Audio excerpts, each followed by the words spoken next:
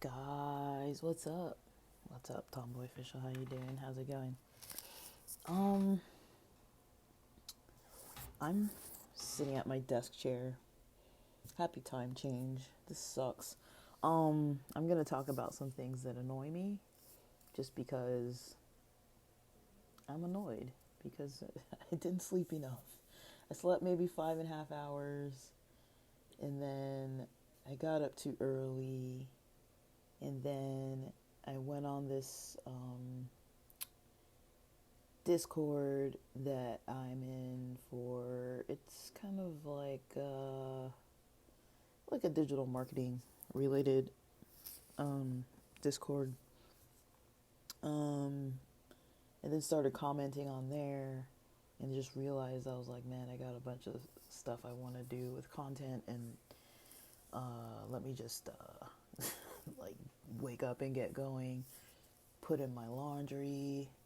I brewed this tea yesterday, but I never really like stored it. Our house is so cold at night. It's like I just if something's out on the stove, if it's not really gonna go bad or anything, I'll just keep it out. Like I basically used water bottles, the disposable ones, and refilled them with this ginger dandelion tea.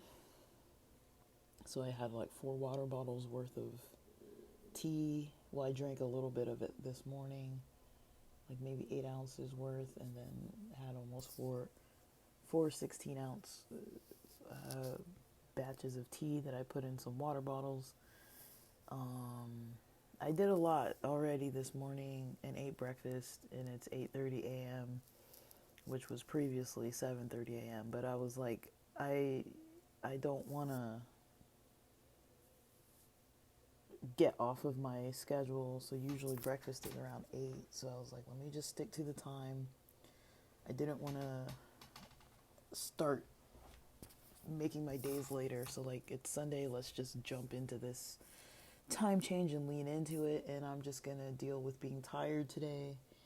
I could have probably slept an extra hour. I probably laid in bed almost an extra hour.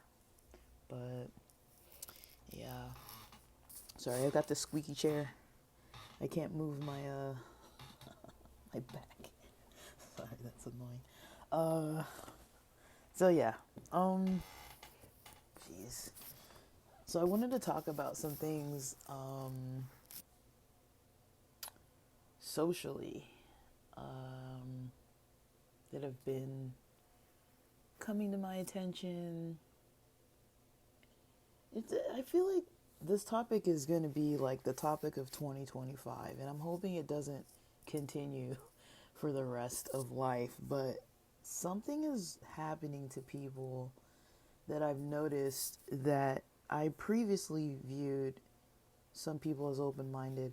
Now, I'm not saying they're not open-minded because we don't agree with the same things. That's not what I'm saying.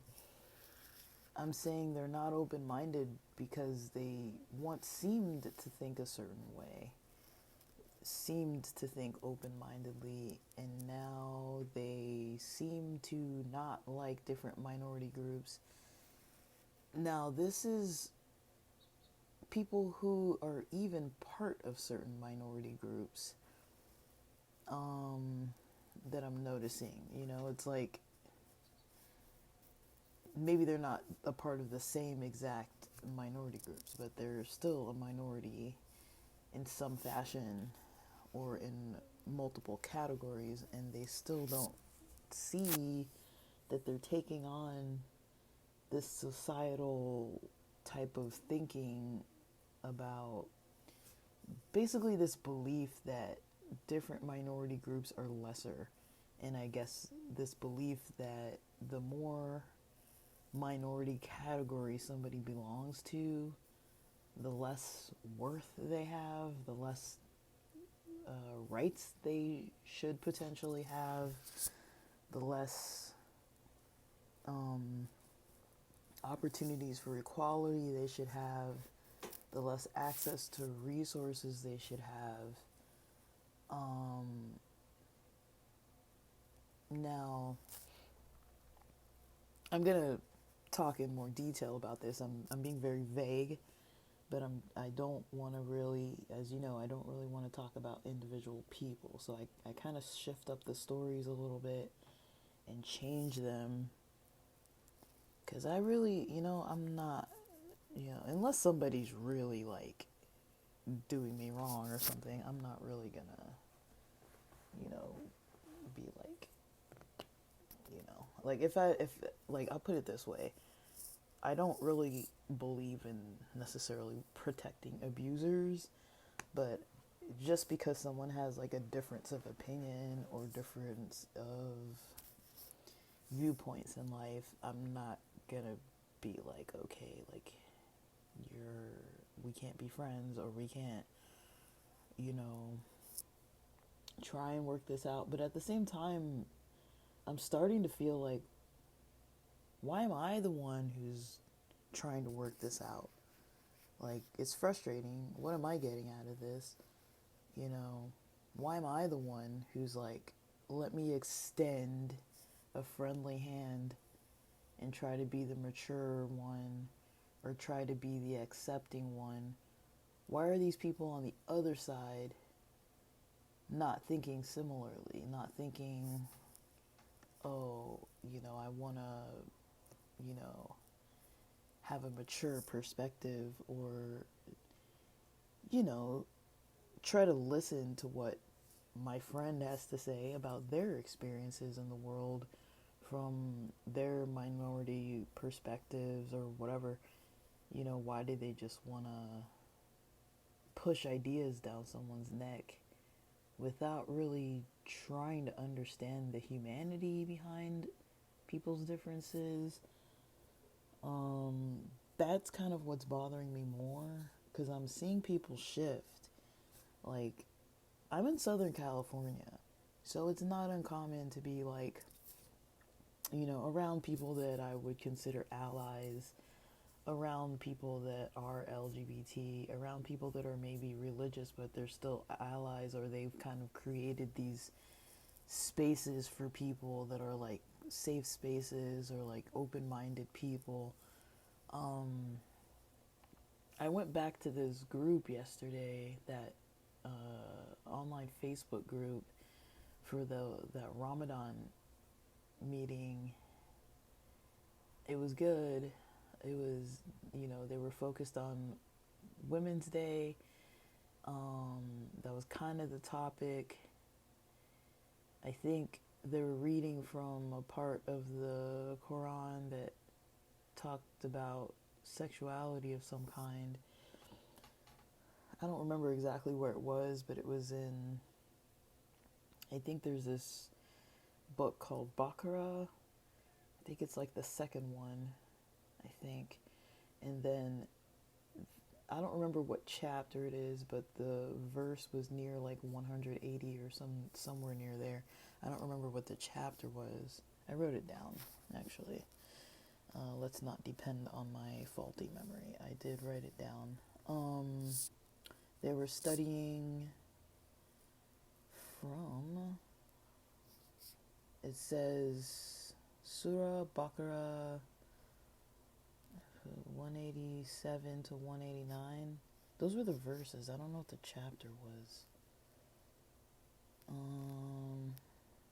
know I wrote it. It's somewhere. I know I wrote it down. I don't really close these windows, so it's... Oh, man. Where are we? It was 2. Chapter 2, I guess? Chapter 2, near verse 180 or so. Is that right? Am I reading this right? I don't even know if I'm reading it right. I think it's chapter 2. Chapter 2, verse 180 or something like that. It was near that, and it was talking about kind of like a sexuality topic. 187. It was 187. Chapter 2, verse 187. It was talking about wives. It was kind of talking about men and, like sexual relations with wives. and that I guess historically people were trying to fast the whole entire 30-day fast without having sex with their partners. And then I guess this technically in the history, I could be so wrong about this. I'm only going by what I've heard once. I don't have a lot of references, but they were saying that it basically was, this was kind of like a note afterwards. Like it was included later after there, I guess, were already other writings. This was a writing that was included to explain that, hey, you can still have sexual relations with your partner during this fast. Just keep it during the times when you would be technically eating. So the sundown times, when it's not daylight out, you can do that, and then otherwise keep the fast with no food and no sex, kind of thing. I guess that's kind of my understanding.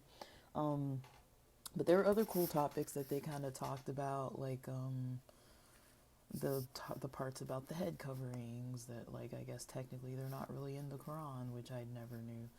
And then I had some questions about the moon phases, so I asked about that. And it kind of brought up these books that I was going to look back into. This one that was called Sex God by Rob Bell, and this other book called Unclobber. I've read them both in the past, but I would like to refresh. But they are kind of like religious toned, but I feel like they were more like open to exploring like sexuality and, you know, things like that within, you know, these Abrahamic religions. I think more specifically like Christianity and Judaism, maybe not even Judaism, but maybe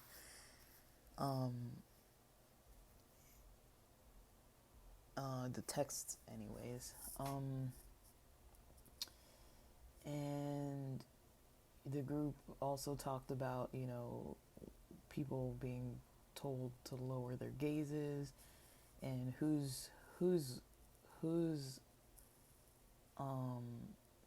you know, responsibility is it if somebody's expected to be modest, if a woman is expected to be modest, whose responsibility is it? Like, how much is it the women's responsibility that there might be a guy that's like lusting and all that? It's like, that's not her fault, you know. She's just living her life, and if he wants to have issues with his own self-control, I mean, he doesn't need to be looking. I mean, easier said than done, but, you know, nobody's making anybody else do something, you know. And then they started talking about the control of women, not necessarily in Islam only, but just in society too, how there's this patriarchy in society that is controlling, and basically they try to place a lot of strict, you know, and unequal limits on certain people, just because they're like, well, I don't want them to have these rights because I can't control myself, you know. Or it would be easier for me if I can just control this other, you know, if I'm a man, I can just control all these women and tell them, you know, you can't speak, and you can't speak more than necessary, you can't show your skin, you can't wear your hair like this or that, you can't wear these types of clothes because they fit too snugly and we can see your figure, we don't like this, and we're gonna kind of try to push you down. And then they talked about gender roles and compassion and interpretation. And there was a part that I wanted to look into. I think they called it Shura. Somebody said it was the end of Surah Shura. I don't even know if that's the name of a book. Where it talks about genders in the womb, and this is in the Quran. So I don't know. I was kind of into the topics. I was like, this is kind of dope. Like, there were some trans people there. There were some other LGBT people there. There were some different populations of indigenous groups and people who were Americans and people who were Caucasian and people who were old, like really old, like, and people who were not that old. And I think it was all adults though. I think it was all adults. I don't think kids could join, but the rules are pretty good too. Like, people are gonna have differences of opinions, and that's allowed. But I guess the thing I like is that there's not a whole lot of back and forth. It's like people can express themselves, and then the next person who's raised their hand, it's their turn to talk. Um, and it's not necessarily let's fight and argue about this one topic. So you get a lot of ideas, and people can kind of just speak on whatever is kind of related to the text, or just kind of any old thing. Like if they haven't talked in a while, those people kind of start to get priority to be able to talk, and they can kind of be maybe a little more flexible and just talk about whatever they want. But I like it. I think I'll keep going back. I wasn't going to go back on Saturday, but I was like, that's probably the most interesting, diverse, and my style of kind of like how I like to learn and how I like to interact with people, and I'd like there to be more of that. I mean, it doesn't. I wish it wasn't necessarily like religious, but also it's like I'm trying to learn about this specific religion, so in a way it's helping me to learn about it during their holiday period time. But I'm not trying to like become anything or whatever. I'm like, I really like ideas, differences of opinions, different diverse groups just all coming together and being able to talk, and hearing different people's life views, and hearing different people, you know, connecting and kind of focusing on, you know, some kind of a bond and connection and authenticity, and being able to share and being able to listen and being able to learn, versus what's usually happening on the internet, that's like everybody's trying to fight and not listen, and everybody's trying to, you know, get their points heard. And, you know, a friend of mine kind of proved this to me. I'm not saying I completely vibe with everything this friend says, but a friend of mine is pretty active on X, fighting with people on the internet and stuff. And, you know, just like any other person, they put out, you know, responses to certain topics, and then they kind of see what the other person responds. And it's very interesting to see what my friend writes and then what the other person responds. Oftentimes it seems like if people get caught up in the emotions of things, they're not really responding to the question. So it can be anything, like,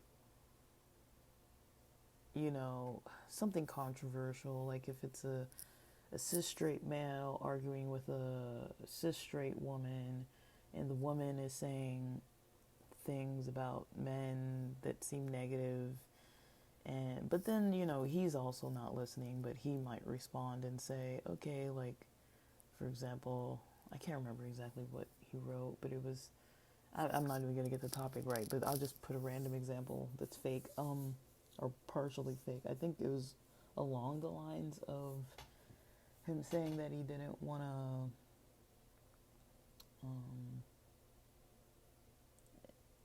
that he didn't want, what was it? No, it was kind of along the lines of him saying, like, oh, like, what is, you know, somebody mentioned something about, you know, men, something negative about men, and then something about men in certain countries, you know, and then I guess my friend was like, well, what are some references to these specific countries? And then I guess the lady was like going off about, like, different religions, that are oppressive towards women and all this kind of stuff. But he was asking specifically, what is a list of these countries that are practicing, negative things towards towards women. But he was kind of. I think there was more to it than that. I'm not saying he was completely without fault, but or like approaching this nicely. But it's just like when you see her response, it's like her response wasn't necessarily about the countries. It just started talking about different religions, and I can kind of see where she was getting at. Like, well, maybe there are different countries that kind of uphold these different religions mixed in with politics, and then they start doing all this kind of like creating oppressive laws. That does happen, so she was mentioning certain religions that do that, but she wasn't mentioning the countries. And so my friend was kind of like, well, what are the countries, where are these places?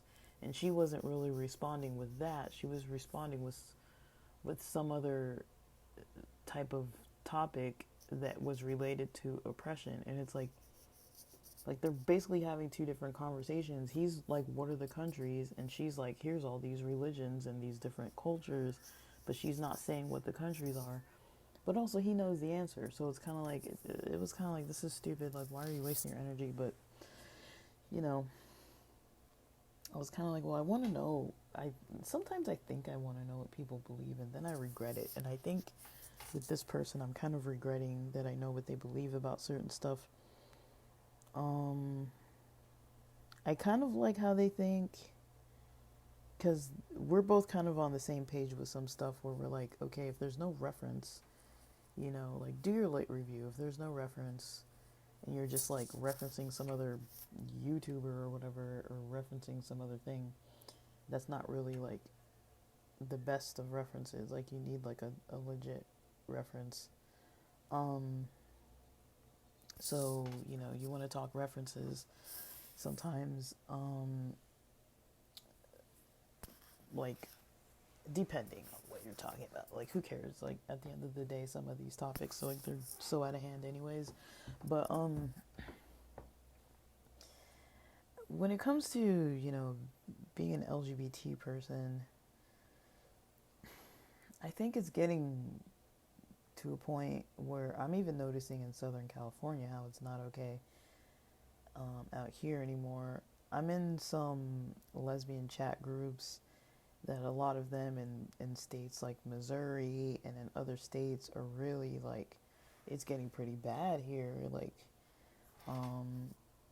now like I said, I'm pretty limited online. I'm just trying to talk to people, and have conversations with people, but it's really hard to wrap my head around. So I wanted to talk about a conversation that I had, and I'm still trying to figure out like what was going on there. Now, this was almost a week ago now.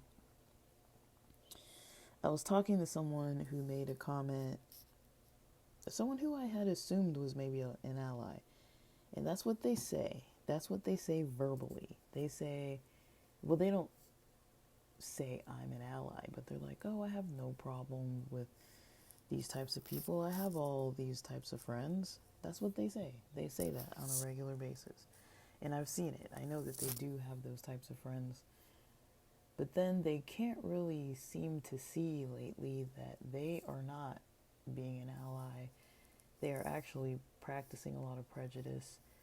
And they just don't see it, But they're also in an area where it's acceptable to not see it. They're not really interacting with people. And the people that they are interacting with, it's an echo chamber. And so they interact with people that only pretty much think the same way that they do. And then they're online the majority of the time, not interacting face to face or even on Zooms. And they're in internet fight chats where they're basically fighting on the internet, about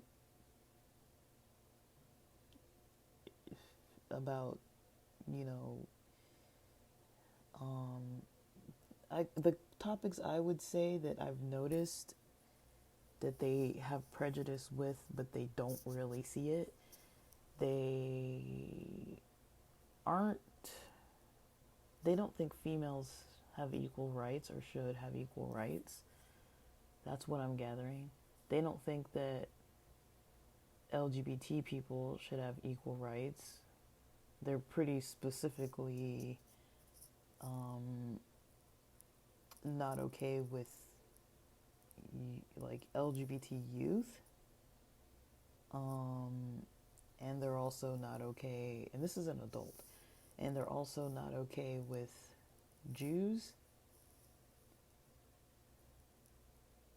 These are things that they've said to me, you know. They've said to me, I made a comment about something, and then they're like, oh, it's because they're Jewish. And I'm like, it's weird to me that this person feels so comfortable saying that to me. You know, they feel so comfortable telling me that they think negatively about Jews. And it comes up almost every time we talk. And, you know, we talk about Abrahamic religions and things like that. But, I don't know, it's weird. It's weird to me to hear somebody say things like that. It's pretty disturbing. Because I'm like, this is someone who I would have considered, at least in the past, to be a quite open-minded person. And they are not acting very open-minded lately. It's been a slow increase in this. It's not like it was just overnight.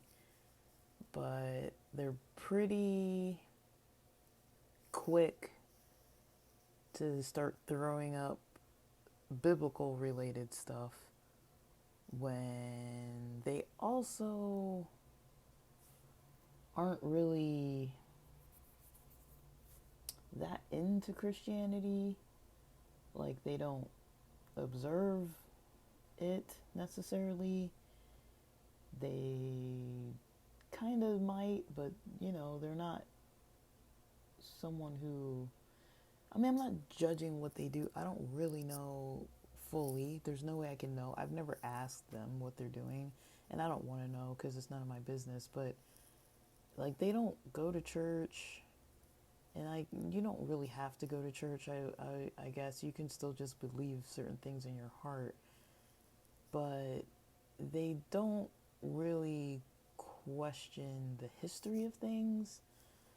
Like, if I start talking to them about the history of certain things, not necessarily that they're throwing the Bible at me, but I'm like, oh, well, this was written, you know, and changed and written by that person, and it was changed from this idea to that during this time period because, you know, the church was basically executing people that were part of these councils that were deciding what was going to go in the Bible and how it was going to be in there. And people were getting executed in the process for disagreeing.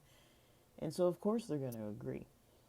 And I'm like, well, if this is the basis for determining the book that we're referencing here, and the book has flawed human, you know, a lot of deception with some of the writing and manipulation and some kind of other goal, you know, surrounding, you know, why it's, you know, some other goal that certain religions were trying to kind of like not just take it and write it down. They're like, well, we need it to kind of tell this story in this way, you know, so that, you know, now we have modern day Christianity, and there's another version of Christianity that's now starting in this country that is not good. Let's just say that out loud. It is not good. Guys, this is bad. It is bad stuff. It is bad stuff.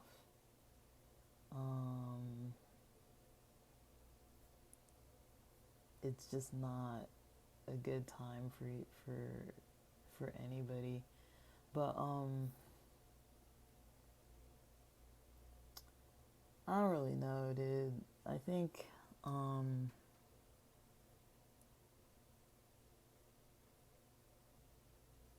I think it's,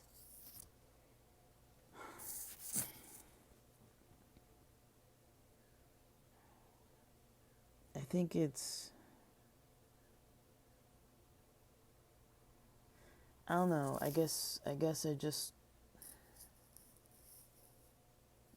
don't know. Like, I don't really think taking up the Bible is a fair argument. Um, I mean, it says so many things, and people can interpret it in so many different ways that I kind of wouldn't want to reference it in talking about ideas, even though it's pretty ingrained in my head because I was raised pretty religious, so I kind of know it enough, and then can use kind of my history with it as a springboard and like learning things.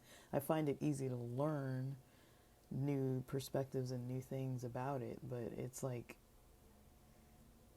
I don't really know how valuable it's really gonna be to just use that book or any kind of book based like that to try and argue. And this person isn't using the Bible necessarily, but they're using these kind of new political religious ideas. Um, I'm kind of seeing this like weird thing. It's like this combo of politics and religion that are kind of meshing. And I feel like most of us already have so many issues with Christianity as it is. Why would we want that to be infiltrating our school systems, to be infiltrating our work sites? Because there's already so much prejudice practice. Now, I'm not saying every Christian is prejudiced. That's not what I'm saying at all. Or that every religious person shouldn't follow what their scriptures say. I'm not saying that. I'm just saying if your scripture is teaching you to be prejudiced, maybe you should question that scripture. Like most religions would say, love is the main thing. But if these scriptures are teaching hatred, then what the heck? I mean, you can't do both. But what they do is they say, this is how we're loving. We're being loving by we're being loving by criticizing you so that you can get to heaven, or making you aware of your bad ways so that you can, you know, be more moral according to their moral code. You can be more moral, but I don't see how it's more moral to be like trying to put down someone else's culture or someone else's anything about them, you know, even if it's their sexuality or gender identity. You know, who gives someone who claims a religion a right to tell another person how to do things, you know? But people just don't see what they're doing as wrong, and you know, it's like it's a vocabulary issue. It's a critical thinking issue. It's like, you know, it's almost when there's like, if you've, I don't know, it's kind of dark to say this, but like how there's like abusive people out there that say things like, this is for your own good. And it's like, but you're being abusive. Yeah, right? You don't see that this is still abuse, even if you think it's for someone else's good. They've like convinced themselves that they have some kind of a right to do a lot of negative stuff because somehow they have the right to enforce things on other people. And I'm seeing this a lot, that there's people who feel like they're in some position of superiority where they're like, I'm doing this for the good of others. I'm online fighting with people on Twitter or X or whatever the heck we want to call it. I'm online fighting with these people because they need to know, you know, I need to make them feel bad because they need to know how, you know, how it is. They need to know. They need to learn the way that I think, and I need to fight with them, even though clearly they're not listening. I need to fight with them about it, because I'm right and they're wrong. Well, if you're right, you don't have to fight about it because you know that you're right. You know, like,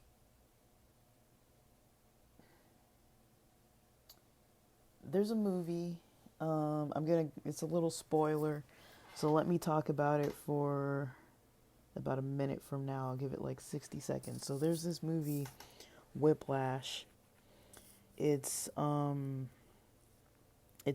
this student drummer who's trying to become very great and move up in his career at this prestigious school, but he runs into this conductor, director, kind of higher up person who takes him on and uses these abusive methods to try to push him to his breaking point, and he does break.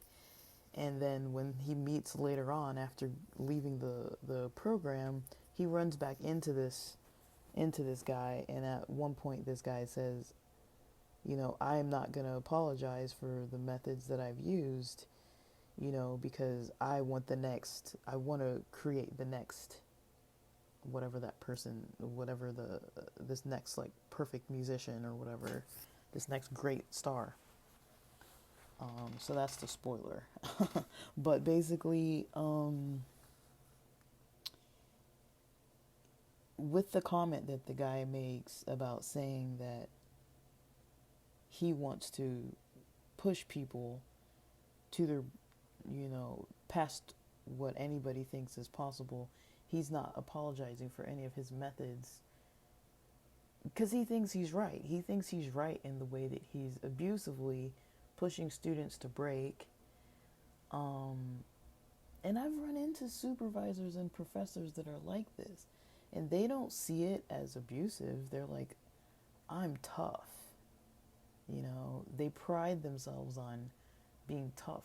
You can be tough with humility, without your ego in the way, without like trying to get your rocks off on having some weird power control situation. I do think some of these people get off on this kind of stuff. I do think it is like some kind of I started thinking about it, and I'm like, I do think it is rooted in some weird thing. Like, I'm not kink shaming, I don't think that there's anything really wrong with people having like sexual desires toward like dominating and things like that, but that's like in a consensual setting.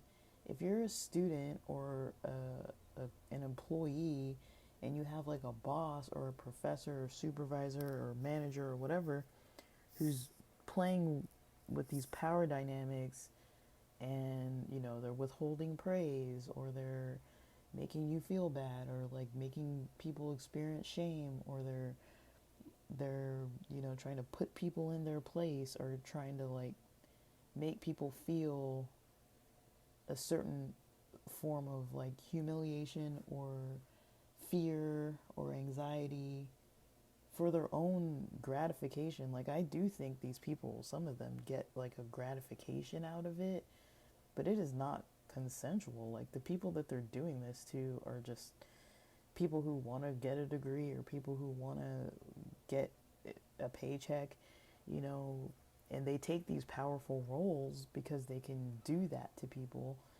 Now, I don't know if they're like taking it home in the spank bank or anything, but I think that they really are kind of in a way getting off on it. I have come to that conclusion that is what I think when I see these kind of like, power dynamics where it's like abusive. I do kind of start thinking that. I'm like, this is, it's kind of gross. Like, the way they do it is kind of gross. It's like, it's not like they're, I don't know, like, because they have a pattern with it, and they always are able to get away with it, and even if they get fired, they go do it again. I had one of the supervisors I found out she got fired previously for doing the same thing of how she was treating us. And then later on, this is like years later, I go on her website. She's no longer working at that on that site. And I go on her website to see the reviews that she's working with clients. She's a family therapist working with clients, and the clients are even saying the same thing. They're like, this lady's got a power trip problem. You know, some of the clients thought that she was part of the reason why their relationship broke. She's like, they're like, this lady plays head games, and she kind of like plots people against each other, and she gaslights and is not helpful. Like, the list of complaints that they had as someone going to her as a therapist, I was like, I was saying that same exact thing when I was a student under her supervision at my first practicum. I was like, what the? These people keep going. And if I look up her name today, she's probably still having those same issues, you know, and she's still able to do it. And she's got these degrees and she's worked her way up and she does it behind closed doors, and she's at a powerful enough level that she has her own office and her own business where she's hurting people, basically. Maybe not everybody, but a lot of them. And I remember being in a practicum where, you know, students feared her. Even people who had been there that were staff feared her. And there were people that I was with that were in my cohort that would come out of her office in tears. And she was proud of this. She was happy with her work. And I'm like, this is gross. This is like, ugh, it makes me want to barf. But there are people like that that get into positions as bosses and all kinds of stuff, and they feel that way, that they can treat people like that because they have some method that they think they've lied to themselves and told themselves this is making people better. My methods of pushing people and being so hard on them, or, you know, creating this environment of like hostility and hatred and all this, like, this is helping them to get better. They're going to be better students, they're going to be better workers, they're going to be better spouses. And if they don't, you know, if they break during the point, or like don't adhere to these methods that are bad, that means that they were already one foot out the door anyways. That was their thing. It wasn't me. It wasn't my problem. Even though I was screwing these people up, it wasn't me. It was them. They put it on the other person. And that's kind of what I've been seeing, maybe not to that full extreme, but that's kind of how I've been seeing some of these people online arguing and talking. It's like they feel like they have this obligation or authority or right to be running around the internet, like, you know, harassing people basically. But they're like, I can do this because they, you know, will learn, or they will, you know, gain some kind of awareness into some kind of morality issue that they're having. Now, I mean, sometimes that might be valid if there are people that are online that are literally just doing like some really messed up stuff. I mean, people should speak out against that. But I'm talking just people who are, you know, this is someone who's arguing against feminists. They're arguing against Jewish people having equal rights. They're arguing against LGBT people having equal rights. They're specifically not wanting LGBT children to be able to feel comfortable in schools, or have the education. I guess one topic that came up that really kind of, I was like, wow, like, you're taking it to this level. And I just realized, you know, I can't talk about these topics with this person because we are no longer, what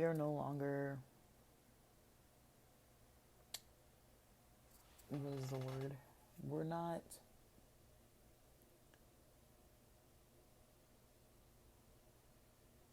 we aren't aligned for sure on our values. We don't have aligned values. Um, um, yeah, we don't have aligned values at all. Their values are not where mine are.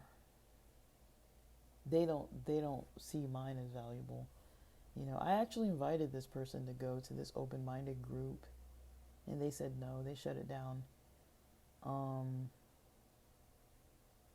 so it's like they don't want to. They don't want to learn from just hearing different perspectives. They want to stay in their echo chamber. You know, they want to talk to me kind of about some stuff. We have some topics we can talk about. But once they start going off on these other topics, I'm like, yeah,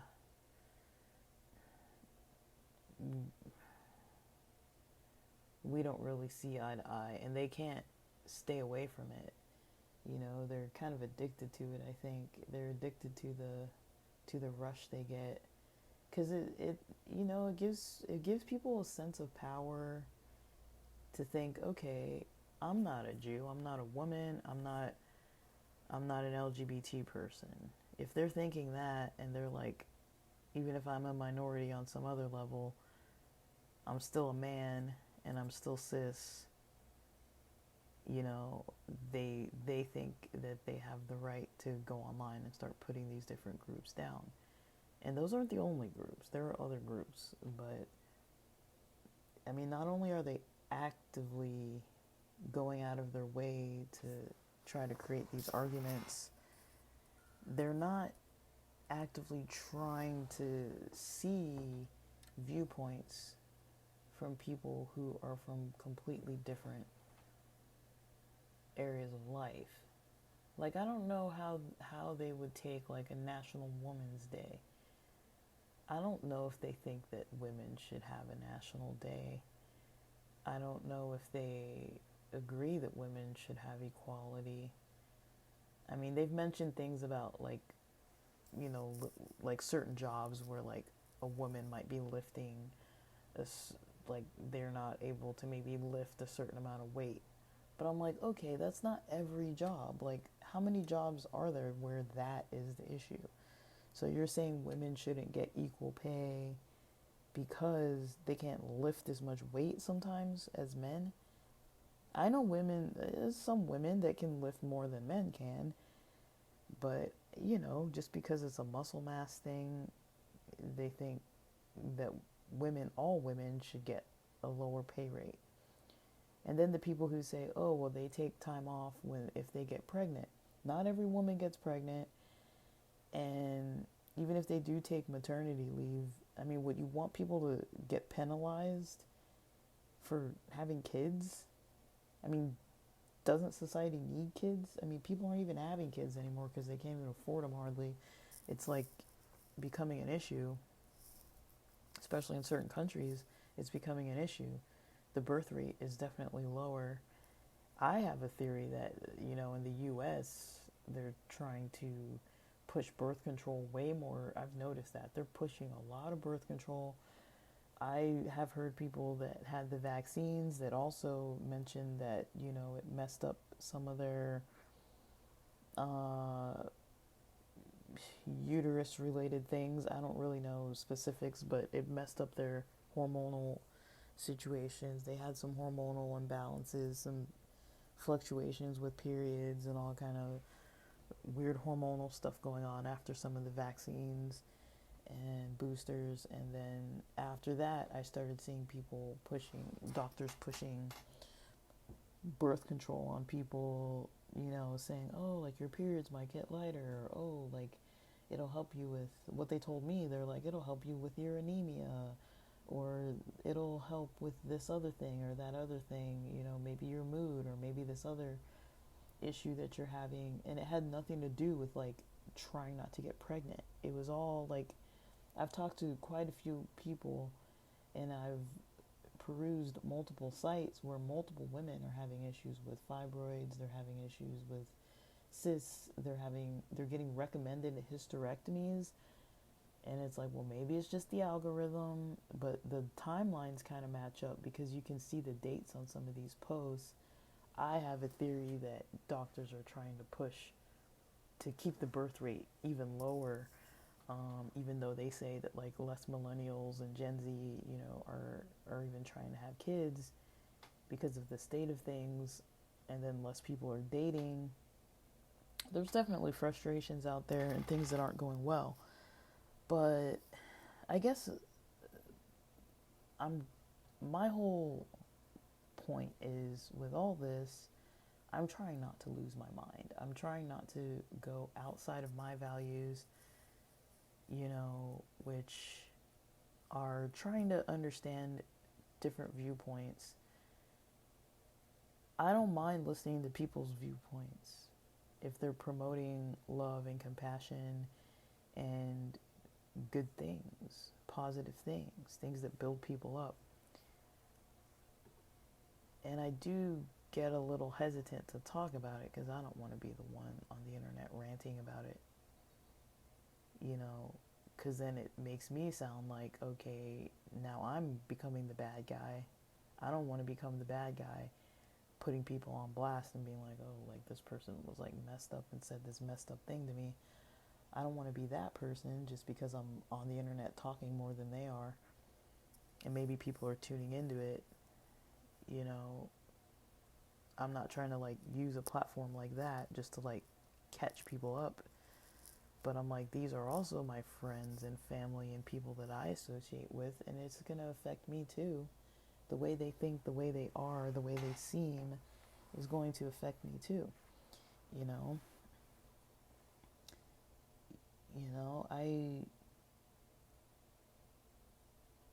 I wonder sometimes when I'm like, okay, if this person wants to hang out, you know, what if I had a young person with me? What if I had like a niece that was a lesbian, and I'm like, okay, we're gonna go to lunch with my friend. Is this friend of mine gonna be like grilling my niece and asking things like, do they teach you about LGBT topics in your school? Do they give you sex ed that includes LGBT topics? I mean, this person doesn't think that sex ed should include LGBT topics. They don't think that. And I'm like, well, why not? And they're like, well, it's giving people ideas. What people? What people are getting ideas? I do not think that people who aren't interested, like maybe they might experiment, but I don't think that people who aren't interested in different, in whatever gender they're not interested in, or whatever genders they're not interested in, or whatever, I don't think they're gonna be persuaded by a high school sex ed class. I don't think that's gonna persuade them. They're not gonna be like, well, I'm gay. I don't think people get confused like that necessarily. I mean, I also don't fully know because I'm older now. I'm 41. If when I was 16 or 18 even, if we had as much representation in social media as we do now, that would be insane. I didn't get Facebook till my first year of grad school. So I went all through college, all through high school, all through college, even though during my college years Facebook did exist, but all through college with no Facebook. And then a year between, graduating with my bachelor's and then applying to a master's program. I don't even remember if it was the first year of my master's program when I got my Facebook account. My friends in one of my stats classes, because we had computers, on one of our breaks they set up a Facebook for me, and so that's how I got on Facebook, was because the people in my grad school cohort wanted to communicate outside of emails, which we used for professional things, and they wanted to communicate outside of MySpace, and so they wanted to use Facebook because that was kind of like the newer thing then. And I think MySpace still existed. I was on MySpace, but I wasn't like on it all the time. I would go, because you could see how long people were on there, so I would usually go on and then log off, and then like once people started like around our church, once people started being like, oh, like this person's online for that amount of time, or this person's always online when I go on there, I was like, oh, I need to be careful, because I don't want to be like considered one of those people who's like always on MySpace, because I'm like, that's not cool. That seems like really kind of nerdy. Like back then it wasn't cool to be on social media all day. Like it wasn't normal. Like people would be like, you're like always on Facebook, or you're always on MySpace. Like people would see like they had that green dot and they're like, oh, whenever I'm on there, you're on there. And people would kind of tease each other about it a little bit. Like nowadays, like everybody's online all day, so nobody really says that. But back then, people were kind of like, dude, you're weird. Like you're sitting home all day, like on MySpace and Facebook. Like what's wrong with you? Like, like back then we actually left the house and like did stuff with each other, and so it was kind of weird when people are like, oh, you're on so late at night, or like, it was kind of like it was socially like a weird thing to do. Like now if somebody's on Instagram and it's like midnight, it's like, whatever, you know. But back then it's like if you were on social media and it's like 10:30 at night, 11:30 at night, and they're like, why are you online? Like you should be sleeping. And this is also back before most people had laptops, so it was like a shared desktop computer. So that was also weird, because you're just assuming this person's always online on the computer, you know, that they're sharing. It's like the other people in their house aren't even getting access to this computer because this other person's always on it. But it was socially weird back then to to not stay offline, you know. Like it was okay to check messages and stuff, like, but usually it was like within like a certain period of time. It was like normal. Even if it was every day, it was kind of normal. But it was like you're probably not expected to really be on there for multiple hours a day. That wasn't like a normal thing. But yeah, I mean, I think that's still kind of my stance, though. That's kind of what I value. You know, it's kind of what I value, you know. Respect and love and compassion and things like that. I'm not saying that I'm great at it either. I don't think anybody's going to be perfect at that kind of stuff. But if people are just like promoting hatred, and first of all, if they're doing it, and the second of all, if they're completely blind to the fact that that's what they're doing, then I don't know if I really need to be, you know, listening to them too much, because they don't even see it. You know, they're blind to even seeing it. If you're going to be prejudiced, own up to it and be like, I'm prejudiced. I'm prejudiced. I don't like these people. I think they're lesser. I think that they're not, you know, I think that they're gross, or I'm disgusted by these people's lifestyle. Just say it. You know, don't act like you're not. Don't act like you're not anti-Semitic. Don't act like you're not racist. Don't act like you're not sexist or homophobic. Don't act like you're not if you are. You know, just use the words that fit what you actually are. Own up to it and call yourself what you are. You know, I'd be more comfortable with that. If somebody was like, oh yeah, I'm anti-feminist, I'm like, okay, well now I know.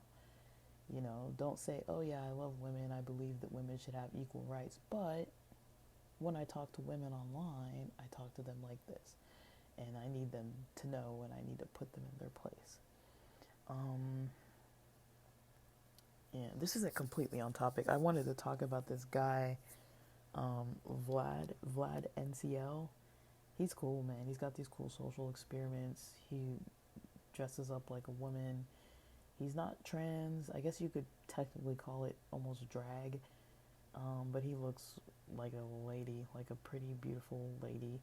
And he basically like sees how people treat women.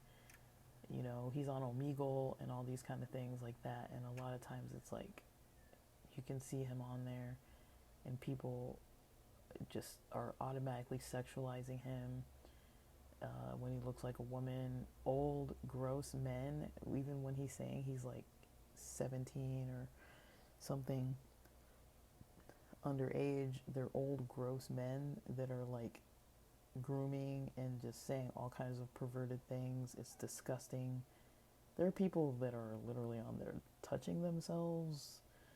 like not on the screen, but you can kind of tell with like the motions in the background that they're kind of doing something. And even if he confronts it, like sometimes he brings out his manly voice, and he's just like, that. What are you doing, bro? Like, kind of like, and they're like, oh, like they kind of realize, oh, like it's actually a guy, and like he kind of trips people up in their ways just by kind of revealing that he's a guy. I don't know where he was though, where he did this social experiment where he was on the not on the street, but I guess like on the beach. Um, he was somewhere where I think in that video the majority of the people didn't even seem to care that he was a guy dressed like a woman. They were just like, okay, whatever. Because the other places that would deter, usually when he would bring out his voice as a man, people would be like, oh, like I wasn't really looking for that. Or some of them were. But in this specific place, like probably like most of the people, with the exception of maybe one, maybe two, were kind of like they didn't even care that he was a dude, dressed up like a woman. They were kind of just like still totally into it, which is fine. I'm not saying that they shouldn't be. I'm just saying like they didn't care. They were just like whatever. But just I don't know. It's a little disturbing. I don't. It's kind of dark, when you see it. But he does cool social experiments. This is the last one I'll say. But like one that kind of stuck out to me was like he like goes online and pretends to be this like gamer girl, and he's dressed all like in his anime looking fashion, like anime girl looking fashion, and he gets online, and this guy's like, oh, you're a gamer girl, and kind of like in this attitude like, well, let me show you like how it is, and he's like he stands up, he's like at his desk, this guy who's talking to Vlad, and he stands up at his desk and he's like, well, let me tell you what you gamer girls, and he's trying to like, he thinks he's like putting Vlad in his place. He thinks he's putting this gamer girl in her place because he's like, let me tell you from like a man's perspective, like how you guys are like wrong, or like he's kind of like on his high horse about something, or trying to be on his high horse about something, and then Vlad's like, no, like I'm a businessman. Like I do this because it makes money. This is what people want to see. And so I'm giving content that people want to see, and I'm making like $10,000. I don't remember if it was like a week or a month, but he's making quite a bit of money off of it. And he was just like trying to say like, okay, like if you want to talk like let's talk about manhood. It's like I'm making bank, like doing this. I'm making bank, you know. And so what now? It's like the money talks, But it's just interesting. That was interesting to see how this guy was kind of like. And I'm not really like, oh, like I'm talking about this because it was a man. It's just kind of like the attitudes that some of these guys have when they think they're talking to a woman. I'm just like, whoa, this is like fascinating. That some of these guys are just like, just it's disturbing. And these are young guys. Most of them are younger. They're, I think to be on Omegle you have to be 18, but some of them definitely are younger than 18. And they're still very just like, it's okay if you're horny, like whatever, but it's just like that's the first thing.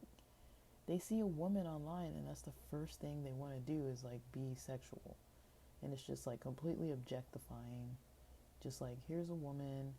Some of them aren't like that though. Some of them are like, they want to get to know her and they're just kind of like, oh, like what's up? Like, and try to have a normal conversation, but you can tell they're like stunned by the beauty and they're like, oh, like, but she was definitely really attractive. But yeah, some of them a lot of them, I'd say the majority of them are just like, you know, just completely, just like, they see someone who's really attractive. First of all, they freak out. And then second of all, they try to say some kind of strange sexual thing. And they're doing this to complete strangers.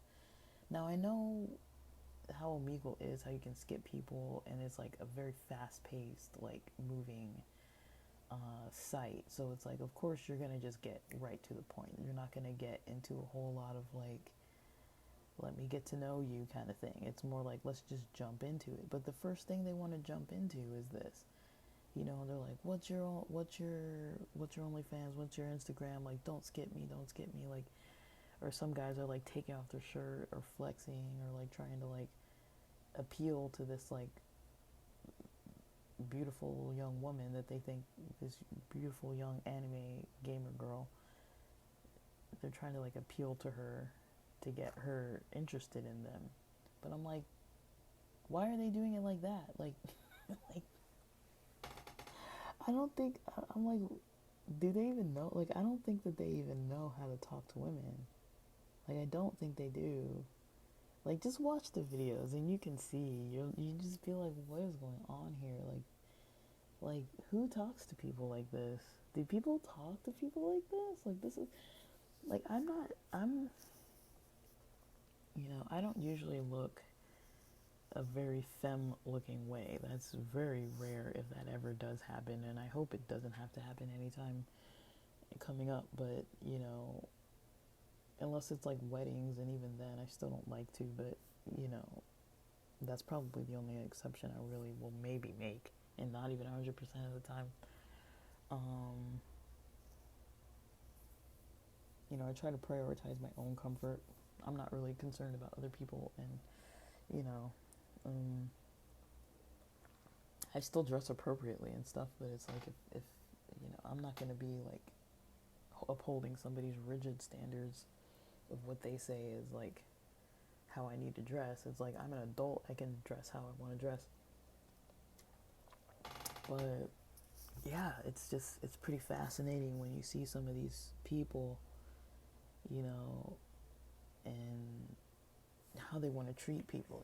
It's like, I know if I even get people acting in a kind of slightly harassing way, and I'm not even dressed in a way where, cis straight dudes should really, I'm not saying that they don't like kind of more masculine or androgynous types of women, but there's nothing that I'm doing that's like even giving any kind of like inkling that I want them interested in me or want to talk to them, or I'm trying to like appeal to them. So I even know if I get that kind of weirdness from guys, I already know it's way worse for other people. Because I don't even fit the stereotype of what guys should be really looking for, or what the majority of guys probably have an interest in. But some guys do. Some guys kind of like, some guys kind of like it, Some guys kind of like it. They're kind of like into it. But I don't know, man. It's really confusing. But let me just keep it at this. We'll see. We'll see where things go. I don't really know where I'm gonna go with some of this social stuff, but that's about all I've got to say now. I've definitely got more to say, but I don't want to talk for like way more than an hour. So with that, hang in there, guys. Have a good weekend. Have a good time change. Get your schedules on track as soon as you possibly can. And thanks for listening.